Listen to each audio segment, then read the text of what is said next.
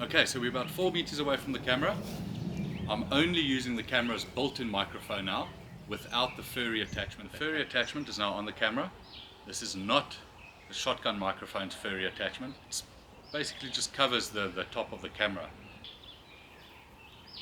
There we go. Now we have the Godox shotgun microphone attached. Now I haven't put on any of the windscreens. Just wanted to test it first without the foam and without the furry windscreen. Let's attach the foam windscreen first, with the foam windscreen attached to the Godox shotgun microphone. Let's now attach the furry.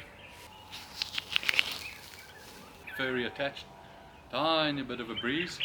I don't think enough for the camera to pick anything up, whether we had the furry or not, using the internal mic or not. So from the clips you've watched earlier, you might have noticed that the Godox mic doesn't sound wildly different from the camera's built-in mic.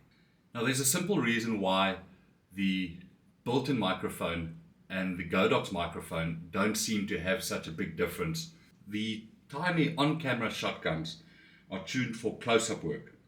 Once you back off beyond about 70 centimeters, let's say roughly an arm's length, the voice drops off and room noise creeps in. So the advantage basically disappears.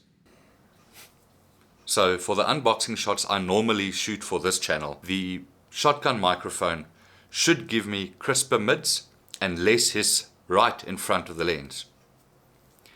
If you like this review, hit the like button, subscribe to the channel, and drop any questions you have down below.